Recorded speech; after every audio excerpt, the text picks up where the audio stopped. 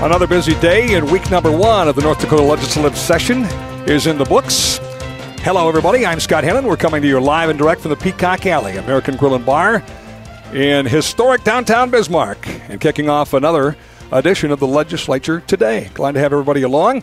Dale Wetzel, the managing editor of Great Plains News, after a busy day, is here to give us a little recap what happened in the legislature today, and then we have some very special guests joining us in just a moment. Dale, what happened? Well, the big news, so to speak, was the speech by the chairman of the Turtle Mountain Band of Chippewa. His name is Richard McLeod, and it was quite, I thought, extraordinary as these things go. He brought a number of young people with him from the reservation, and essentially said, you know, these are our future. These people are our future. These young people are our future.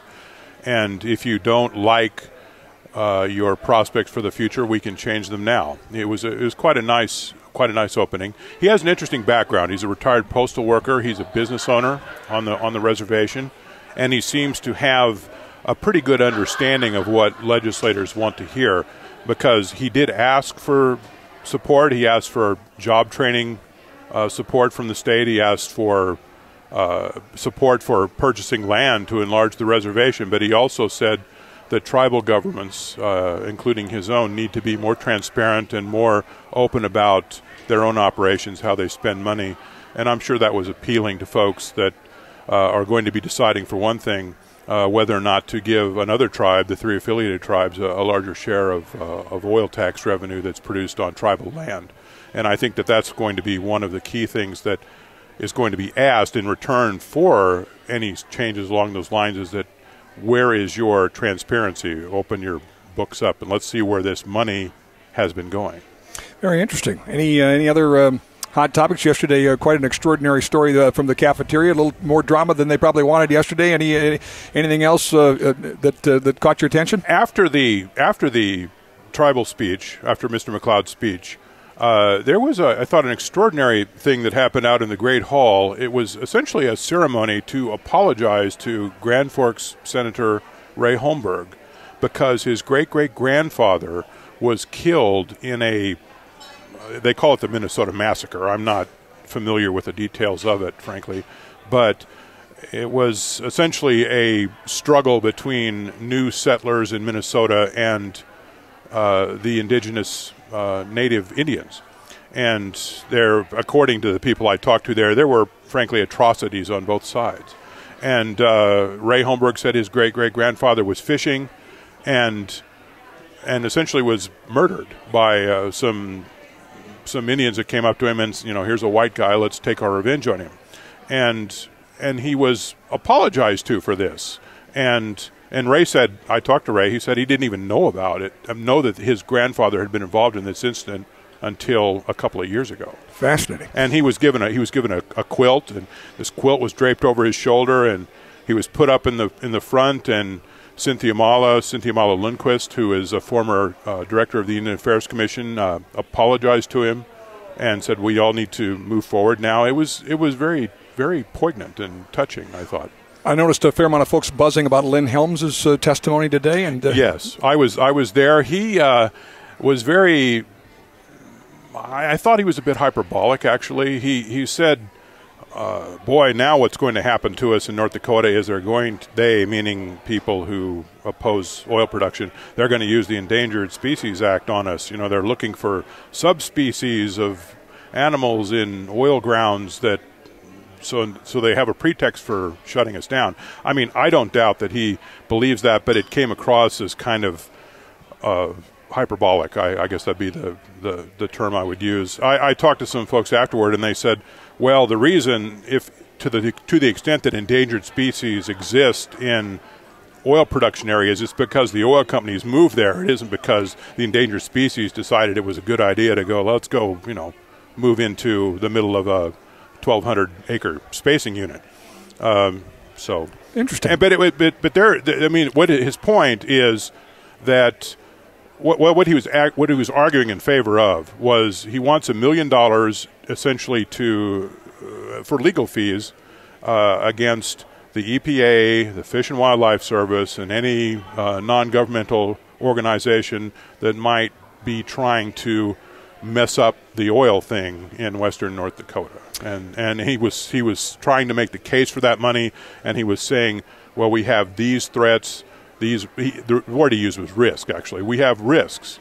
We're assuming that oil is going to increase in production to 850,000 barrels a day in the next 2 years, but there are risks to that. He said, I think that's a conservative estimate, but it could not come to pass. I mean, it could be much more. It also could be less, depending on certain actions, and one of them is the possibility of federal regulation of some kind.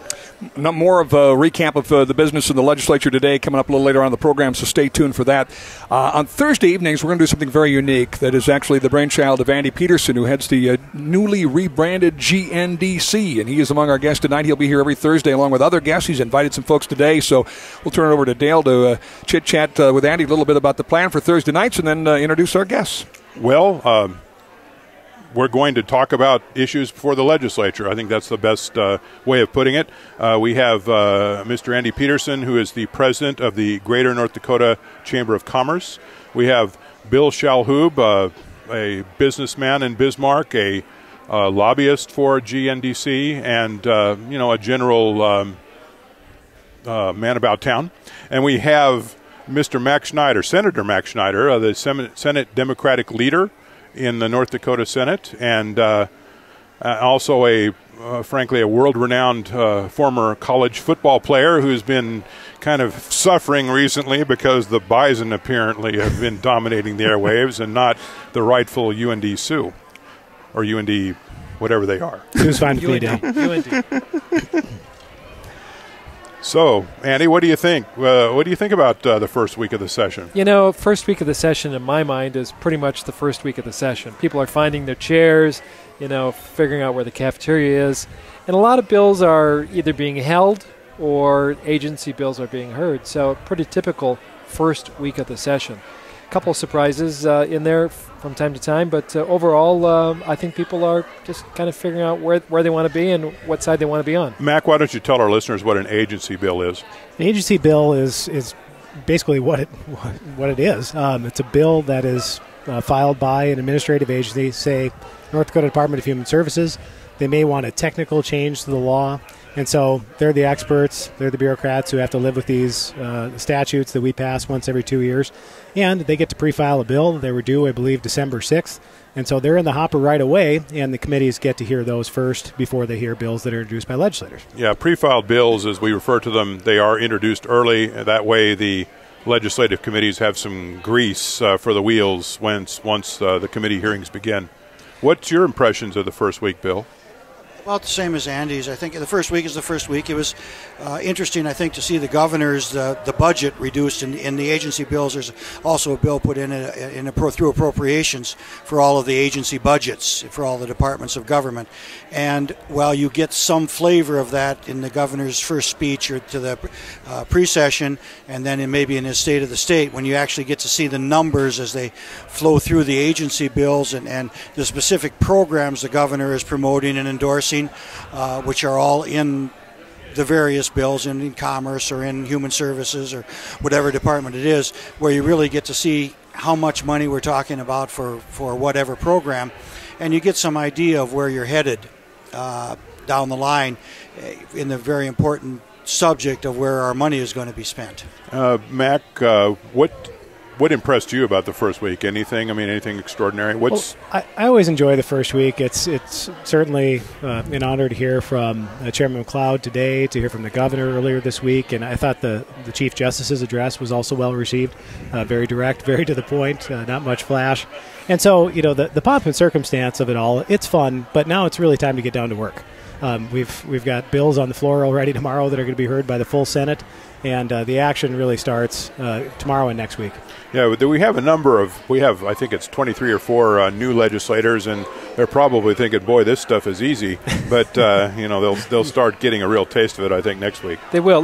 One thing that struck me, Dale, about the governor's speech, he had a certain spring in his step, if I could use that term, being newly elected on his own rather than coming in and being filling in behind Mr. Hoeven. So you could just tell that in his speech. I mean, it was a different Jack than we've seen before. I think he's grown into the job. He's grown into it very nicely.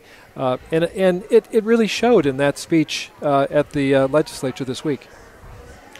I thought he was he's a very reserved man, and he did come across a little zippier during his speech.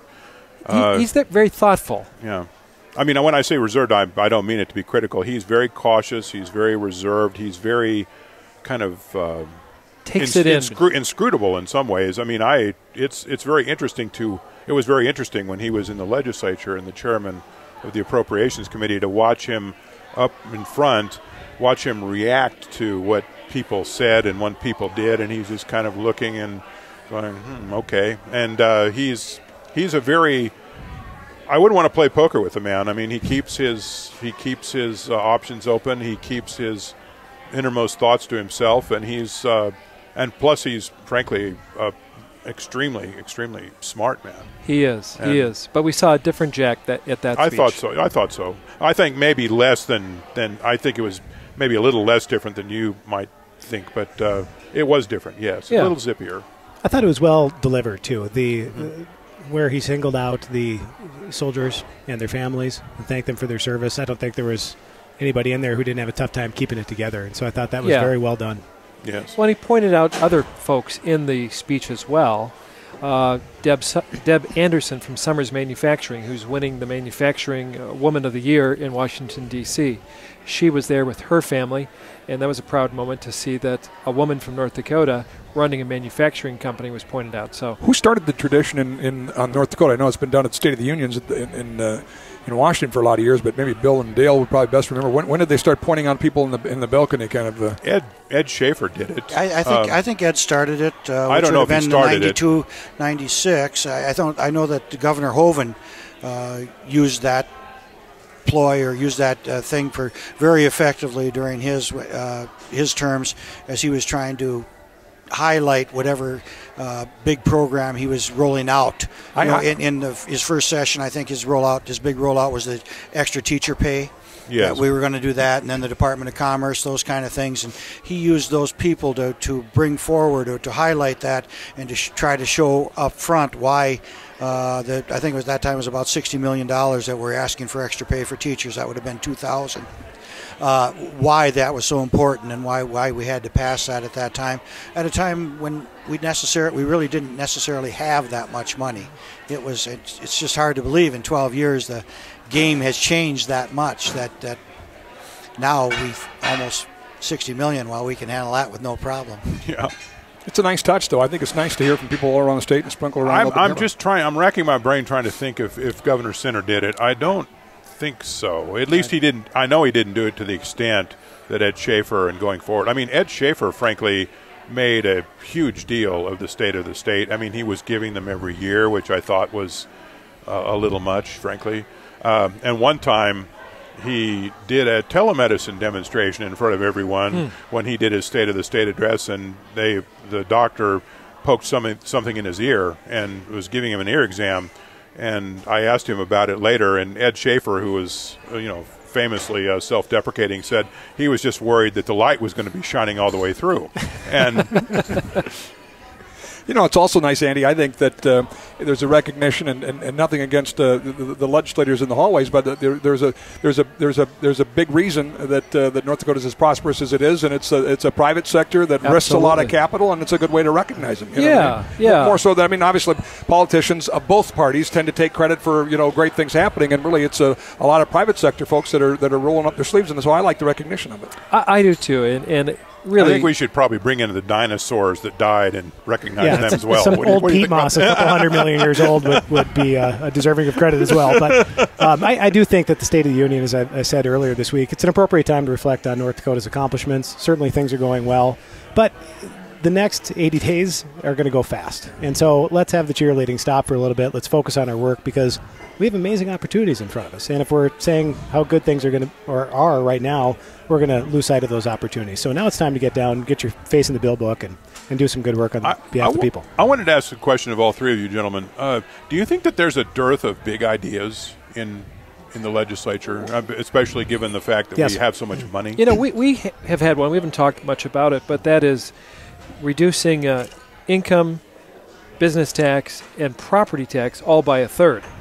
Now, we went through the Measure 2 fight. We were all involved in that, and we knew that that was a plan without a plan on some fronts. But I think that message was forwarded to the legislature that we need to do something about property taxes in our state.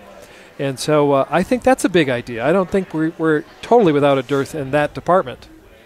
I think some big ideas, and there are lots of big ideas out there that can just be flat out stolen. You Sure. look at what Wyoming did, pretty similar state, conservative bent, lots of natural resources, not many people.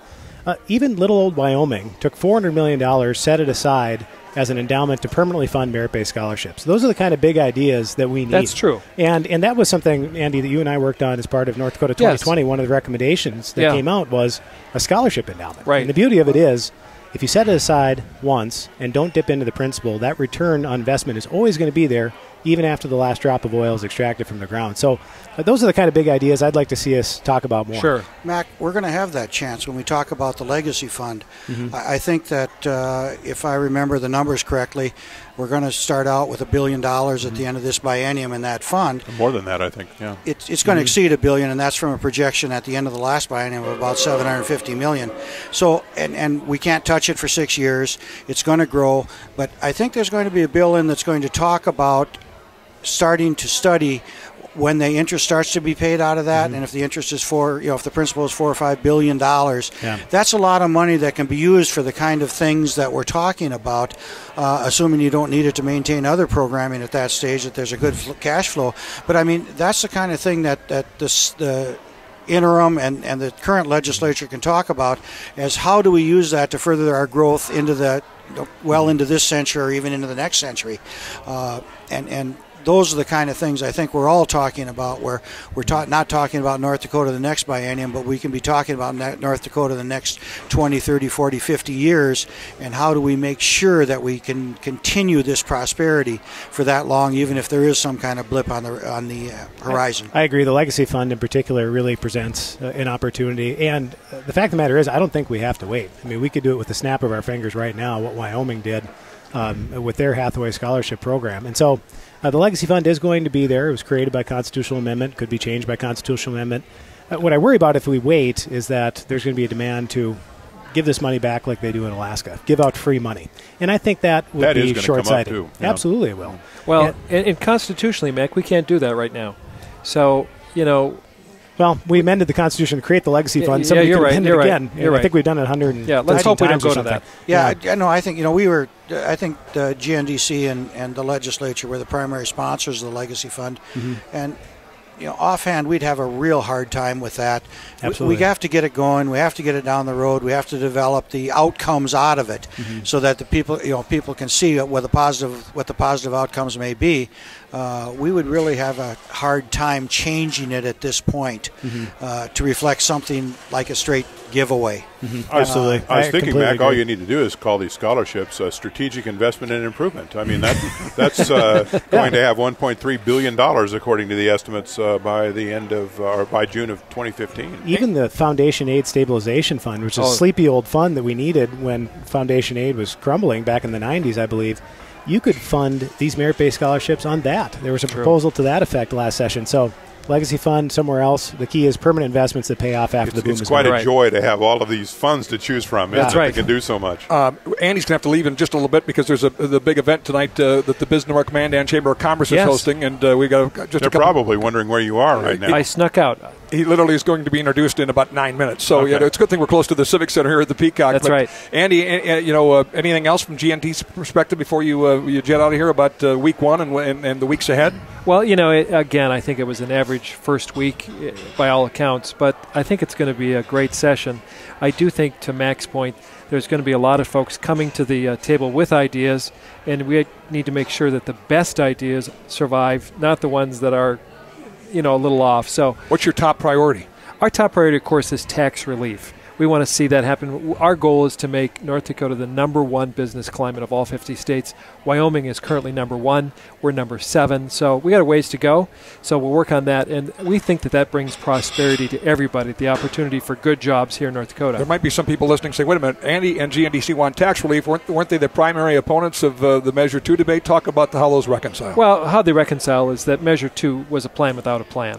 And that would have really thrown everything into chaos. So we're all for tax relief, but it's got to be measured. It's got to be, you got to have a plan with that, and you got to know where you're going with it.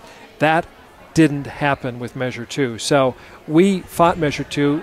There was 96 groups, I believe, that came in behind us, and we were proud to lead that fight. We knew that would gut out schools, hospitals, local municipalities, fire departments. I mean, it was just not a good deal for North Dakota. So, if you can plan to use the success that we've got economically to make sure there's a plan in place, that's the difference, Scott, and we think it's better this way. I'll just throw this in, just in case folks have forgotten. Measure 2 was the proposal to abolish property taxes. Right. Well, and on that note, one idea that we are bringing forward in that came from the conservation measure that didn't make it to the ballot. Right. We are sponsoring a bill, or we have worked with in the interim after that got done by the Supreme Court, to start a conservation fund within North Dakota. And we've revisited with the governor. It's in a bill that's going to be sponsored by Representative Porter. And it will call for a conservation fund that begins with an appropriation of $10 million per year. So there'll be $20 million in it for this biennium. We're supporting that. And most important thing it does is we think, we visited with all the groups, got them together, it straightens out the governance that was not very good in that, or in our opinion was not very good in that that amendment that was brought forward. It creates a governance that's appropriately under the Industrial Commission. They will be designed to set up rules and things like that. So we'll start the start of a conservation program that we think is a good thing for North Dakota going forward, and the legislature can fund it at a level that they think is appropriate. We need to take a short break. Let Andy go as well. We'll do this again next Thursday, yes. Andy. Look forward to it. Thanks a bunch. Andy Peterson from the Greater North Dakota Chamber of Commerce jetted over to a Bismarck-Mandan chamber event going on at the Civic Center tonight, but we'll be back with us next Thursday. Meanwhile, Bill and Mac are going to stay with us. We'll continue the roundtable, and Dale Wetzel, managing editor of Great Plains News, will return with the questioning after a short timeout, live from the Peacock Alley American Grill and Bar in downtown Bismarck. This is the Legislature Today on 550 K-Fire, AM 1100 The Flag, and AM 1090 Talk Radio in the Bakken. Don't go away. All right, looks like folks are having a great time tonight at the Peacock American Grill and Bar. I tell you what, they have a prime rib sandwich that is to die for. I think I've had maybe 8-10 of them in the last 2 weeks. It's sort of like I've kind of.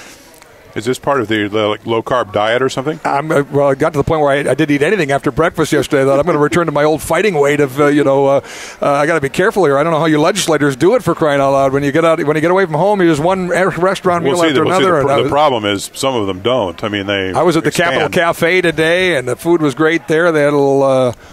I'm trying to remember what it was, a little hot dish that was... One thing that I don't think I mentioned this earlier, but one reason that the tribal speeches really look forward to is that there is an enormous feast put on in the Great Hall for legislators and other folks who happen by, and it's really quite nice. I only got a cookie. Excellent. I was there for a cookie when they were doing the ceremony with Senator Holmberg. Well, but before that, there was a really luscious spread set out. Right? I mean, I didn't touch it. I just looked at it. But my timing was poor. I was on the air probably. Yeah, you missed the fry bread, Scott. It was actually delicious. Was it really? Fry bread and stew and some sort of choke cherry dessert. I don't know what it was called, but it sort of had consistency in between Jell-O and jelly.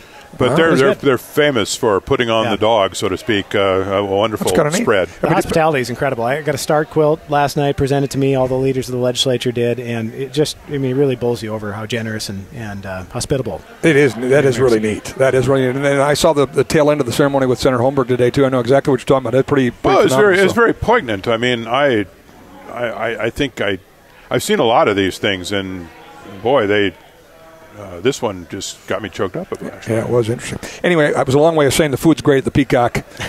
They have just a tremendous. The beef here is just phenomenal. So come down for a great meal at the Peacock, and we're here live 7 to 9 p.m. We understand we have listeners all across North Dakota, but when you're in Bismarck, if you're not in the neighborhood tonight, stop by any time. It's a great place to be. We are here Monday through Thursday nights from 7 to 9 p.m., and also we are live on Cape Fire Saturdays between 10 a.m. and 12 noon with the Legislature Today radio show. Dale Wetzel is the managing editor of Great Plains News, continues the conversation with Bill and Mac about the week that was. What is coming up coming up next week that you think is particularly notable, Mac? First of all, let me introduce our guests again. We have the Senate Democratic leader, Mac Schneider, a former press secretary to Representative Earl Pomeroy. That's right. And we worked together in that capacity when I was working for the Associated Press, and Mac was working for Earl Pomeroy. And we have Mr. Bill Shalhoub, who's a businessman and a general legend. He's a legend. Yes, yes, indeed. He has almost as much institutional knowledge of that state capitol as you. Which one has been around there longer? Oh, I think that he has more, actually. When did you start up there, Bill?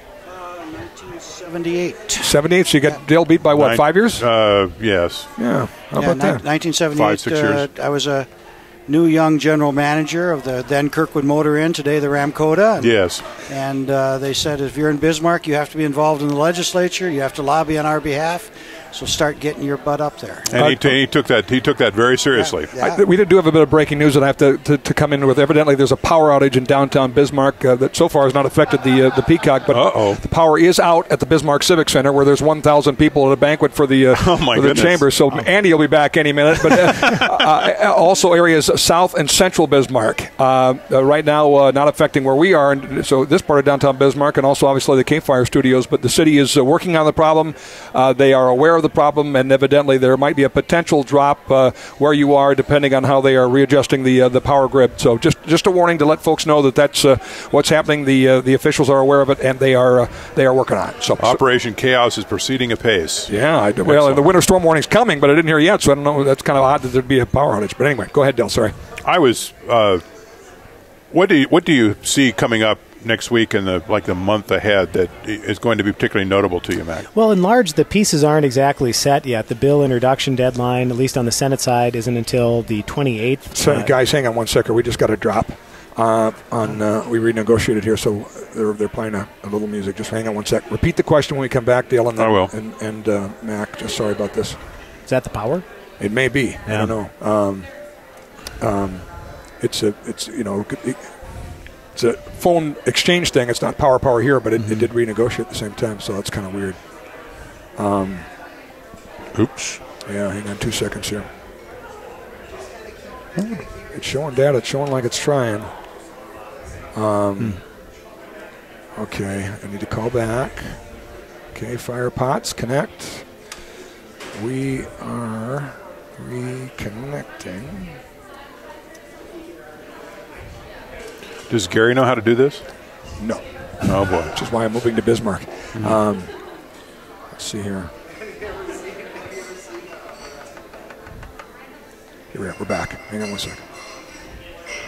All right. We apologize for that short interruption. I talk about power outages, and we lose our phone connection. So Operation Chaos is proceeding apace. Exactly right. So we do apologize for that. We are back, but again, some power issues in downtown Bismarck, and it may have just affected us momentarily there. We apologize. We're back. The legislature today, Dale, you asked a question to Mac. You want to repeat? Yes. Mac is the House or the Senate Democratic leader, and Mac, what do you see coming up in the next couple of weeks that you think might be particularly notable? With regard to the power outage first, I guess it's a bad sign if they're cutting my mic this early in the session. But to answer your question, Dale, the pieces really aren't set yet. The bill introduction deadline isn't until ultimately the 28th in the Senate.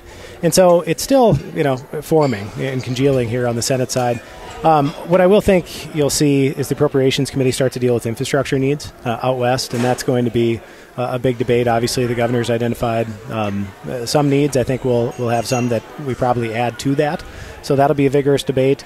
The policy committees are going to be hearing, probably a good smattering of agency bills until the hopper gets closed and filled with bills that are dropped by senators and representatives. So, not as slow of a week as this week, but still things will be warming up. Bill, what do you think is coming up in the next couple of weeks that you're aware of that you might think would be worthy of attention? But a lot of the appropriations committees are going to be hearing some of the agency bills. Our GNDC will be supporting the transportation bill and whatever the X billion that is going into that. And why is that? Well, why? We think that's, regardless of what we say about the internet, regardless of what we say about the cloud and all that kind of stuff, North Dakota still does business with its roads. If we think of the farms, we think of farm-to-market roads, we think of oil, and we think of transporting oil within all that, and not only in the oil patch, but throughout North Dakota. Most of our goods get in here by truck and out of here by truck. I mean, that's just the way it is. We have to have a first-class infrastructure in place in order to maintain the pace at which we've grown North Dakota. A lot of our roads in the east are not capable of sustaining farming as it exists today. They weren't designed for the kind of trucks that are going down the county roads. To get these roads right, we're going to have to go in and rebuild the base and get them ready to accept the way the market moves goods today. And then the same thing in the west with the way we're getting product out of here, but we're destroying our roads doing it. We have to find better ways to build roads. We have to get oil pipelines in here to help move stuff down the thing. But when you live in a state the size of North Dakota, with as few people as it is, commerce doesn't move except generally by truck. Mac, is there a concern in eastern North Dakota that eastern North Dakota is being shorted, for want of a better term, on road maintenance funds? I'm pretty proud of the fact that I haven't heard anything about that. Certainly eastern North Dakota has needs, but I haven't heard anybody say to me, you know what, Mac, I'm sick of all this talk about the needs out west. We really need to address what's going on here in Grand Forks. And so I've said several times this week, I'm an eastern North Dakota legislator, but I think the first thing that we have to do is really keep the faith with those communities in western North Dakota who have experienced crumbled roads, who have seen their school districts bursting at the seams, who have experienced a threatened quality of life and diminished public safety.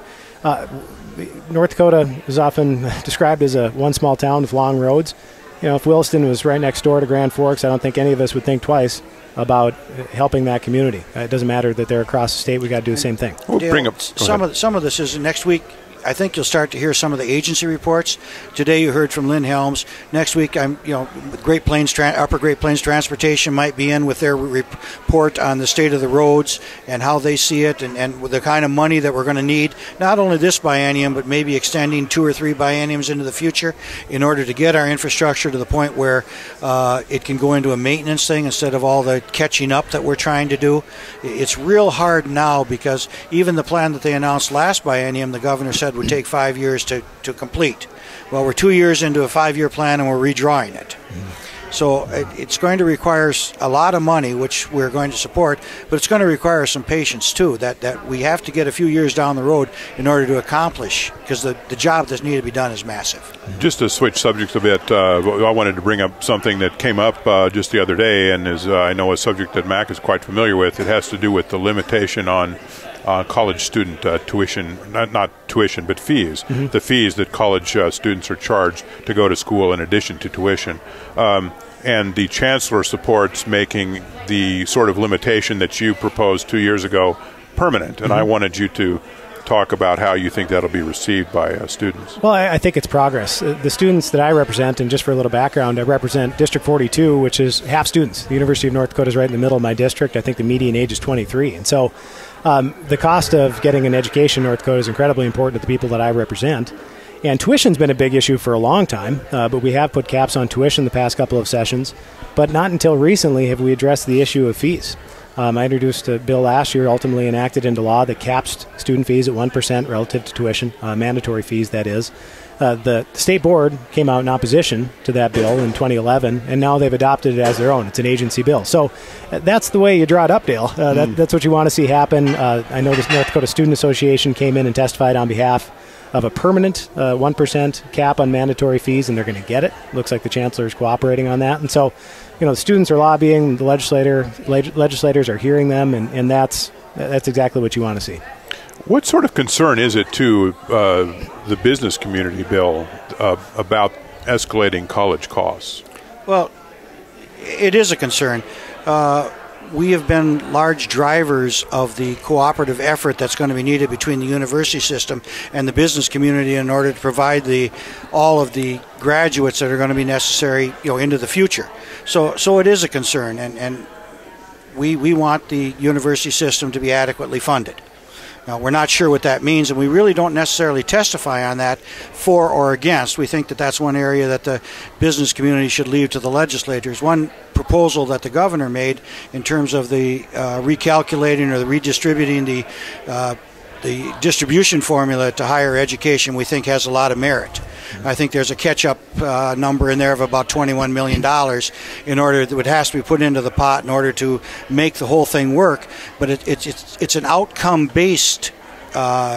You're going to get your money based on your outcomes, not on your inputs, not the number of students that you have there, but the number of graduates you have and the number of things like that. We think that has a lot of merit, and we're supporting that that extra money, that $21 million plus the switch is something that the legislature should strongly consider. Mac, I'm really interested to hear what you think of this new formula, because you do represent the University of North Dakota, as you mentioned, and the University of North Dakota does not benefit from this. And I mean, the NDSU does, UND does not. And I just wanted to know what you thought about the logic of the proposal itself and how it might work. Well, I think there's a sense amongst the campuses that for UND, at least it's a hold harmless. That's what it sounds like when you talk to administrators. And for NDSU, which faced a nearly 9% tuition increase on its students the last 2 years, they get a little bit more money to hopefully avoid those tuition increases in the future. And so, I don't mind NDSU getting its fair share. If it's going to hold down college costs for students in Fargo, that's absolutely fine with me. This outcome-based formula, I think it's a step in the right direction. Our graduation rates are abhorrent in North Dakota. It is a scandal. And so, just increasing enrollment for the sake of getting more bodies in the chairs, that's not the right approach. And so the measure should be, how many students do you get through with a degree? And so the devil's in the details. I worry about grade inflation a little bit. I mean, I could make my numbers be pretty good as a college administrator if I wanted to, just give everybody, A's and B's. It's a natural follow-up, actually. I mean, do you think this does indeed present an incentive for college instructors, college administrators to make sure that everyone passes? I think it does. There's a moral hazard there, Dale, no question. I think it's a moral hazard that needs to be resisted, or else, why are we going forward with this new formula in the first place?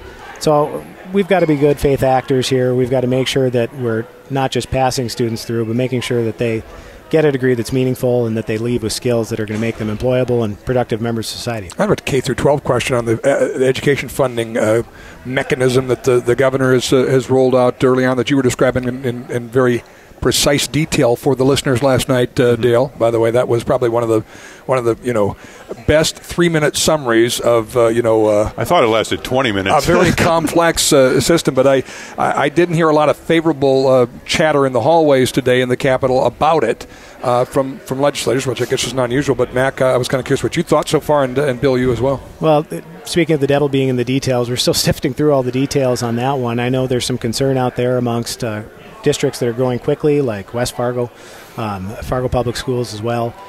And there's also a concern amongst administrators that maybe this doesn't allow us to do things like pre-kindergarten, which is becoming more and more important. Even states like Oklahoma are coming out with pre-kindergarten initiatives. And so, the question is, how do we sustain the property tax relief that we've had? And certainly maintaining our commitment to state funding of K-12 education is a huge part of that. But at the same time, how do we allow local control over initiatives like pre-K? And so that's the rub, Scott, and that's what we'll be working on for the next 77 days or so. I heard a little bit of Republican rumble about it as well from some members. Bill, what's your thoughts? When we were evaluating and trying to arrive at our tax plan for this thing, one of the tenets we started out with is that there had to be a new distribution method. Mm-hmm. The current method is not sustainable. Because if you look at what happens in the state in terms of how the tax system works, and that is as valuations go up, mill levies go down, so the state is required to put in more and more money just because of those facts, and just to maintain the current 75 mills, to say nothing of the new 60 mills. So the way it is totally unsustainable. And we worked on it for, I'm going to guess, about 4 or 5 months, and we had most of the education groups in the room, along with a lot of business groups and things like that, and we came up with zero as a better way to give the money out. The governor is we visited with their office. I think that's a very good place to start. And again, the devil's in the details. I'm not sure how it's going to work. We absolutely believe that the local school board should have some skin in the game. No matter what it is, they should have some skin in the game. And generally, we do not believe that we believe that local taxes should be governed locally. The legislature, should not be telling the Fargo school citizens of the Fargo School District or the city of Fargo how much they should be taxing themselves for things. So how we get all of that into a formula that creates really positive and real and meaningful tax relief, property tax relief for everybody, will be an interesting way to see how this comes out. The finance and tax committees in both chambers are going to have their hands full with that issue, and maybe the education committees too, in trying to make that happen. There's a lot of smart people that'll be around the legislature. There's a lot of smart legislators, agency people, and lobbyists, and I'm hoping that we can come out with something that really, really works. I don't have a lot of hope for the current formula for it long term. It just is not. It is not sustainable. If you look at it's a Ponzi scheme, it can't be done forever. If you had to guess at the end of the day, how close does it resemble what the governor's proposed right now? It's probably going to resemble a lot of what the governor has right now, because nobody has a better idea, and that's what tends to happen here. It's the same with the governor's budget. Once it's out there, it's hard to change, with that kind of thing. However, I think everybody's open. If somebody can come up with a great idea, everybody's open to it. And I think there's some out there, Bill. The interim Finance and Tax Committee studied providing a $75,000 exemption for the first $75,000 in value of a primary residence. That's a way to provide direct relief to homeowners, essentially. It doesn't address commercial property, which may or may not be a big concern for a lot of North Dakotans. So I think you're going to see the idea of the exemption. The governor's actually adopted somewhat that concept in the homestead tax credit expansion.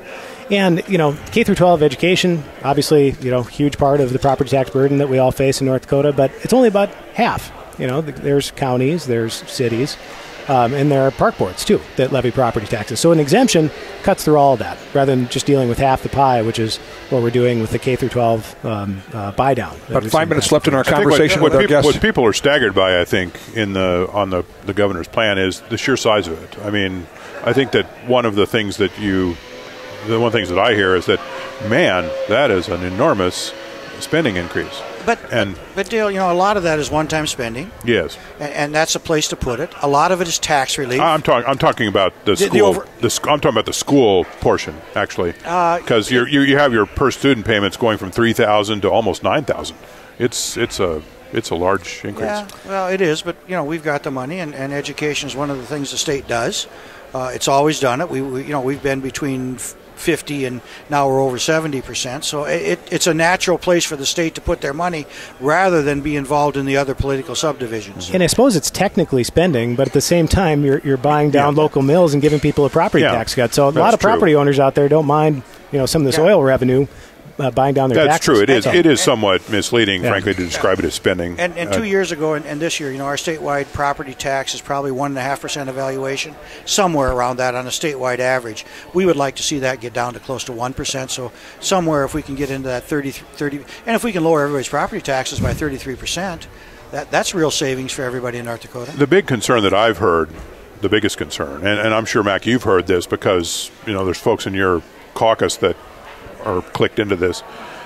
The formula works reasonably well, if you are a growing school district or if you have a large number of students. If you are a shrinking school district, you have a small number of students, it doesn't treat you that well. And you have rural legislators who, frankly, have glommed onto this right away, and they're kind of wondering what to do. I think I had a conversation along those lines with Joan Heckeman, who does represent one of those rural districts. And so that is a concern. I guess we're striving for constant perfection, not only with the school formula, but for tax cuts as well. And just want to say from the Dem-NPL side, we are for tax cuts. We are for property tax relief, first, last, and always. Bill and I might disagree a little bit on the corporate tax cuts. The focus on providing corporations, tax cuts. There are some North Dakota corporations, I'll give you that, but you're also going to be providing a significant amount of relief to big box retailers like Walmart. And so I don't think anybody that at least I know wants to give Walmart a tax cut. How about Kelly Armstrong's idea on the income tax elimination? Well, anybody you think can that's do gonna... that. Yeah, and that's easy to say. You can do that. We got the money to do it, but you're going to give up property tax relief.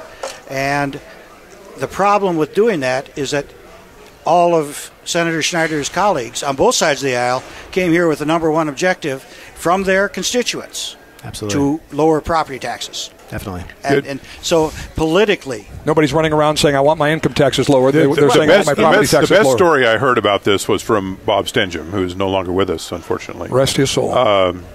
He said to me, everyone complains to me about property taxes. No one complains to me about income taxes except my wife. Well, what do you think about the proposal to... I think, it's amazing the level of agreement here. It's property taxes. That's what we need to address. And also, I think it's important for us to take a long look down the road. Can we afford to cut corporate taxes right now? Sure we can. What about when the boom goes bust or when it dissipates? We all hope it lasts for 30 years. We don't know how long it's going to last. And so let's be cautious. Let's give the property tax relief to the people who are asking for it, and maybe someday later come back for the corporate. Apologize to your wife for keeping you a little longer than possible. If she's listening at Space Aliens, I'll be there in about 12 minutes. Is she always out here with you during the session? She is. She and my daughter Merritt are living with me this session out here, and it's going to be so much easier than it was the past two sessions. That's good. Well, apologize that we took you away from family time tonight. And Bill, thank you. You're still a Vikings fan after that humiliating loss to the Green Bay Packers. He's wearing his Vikings jersey. Bill, you should mention what you said. You have a habit of betting on the Packers. I always bet on the Green Bay Packers. That way, I'm happy. I get some money if they win, and I'm really happy if they lose. If you bet against the Vikings, you can put your kids through college. Good to see you, Bill. Mac, thanks for joining us. Thank you a lot. I'd like to have you both back and have more exciting, fun conversations like that one today with our group. Dale Wetzel, the managing editor of the Great Plains News, in the questioning, and we thank all of our guests, including earlier Andy Peterson of the Greater North Dakota Chamber of Commerce for joining us. We're live at the Peacock Alley American Bar and Grill. The Legislature Today radio show is online at greatplainsnews.com, greatplainsnews.com to watch it, and also submit your questions for our guests as well. So make sure to check that out, and same with our Facebook page, and follow us on Twitter. We want you to do that. Thanks for listening.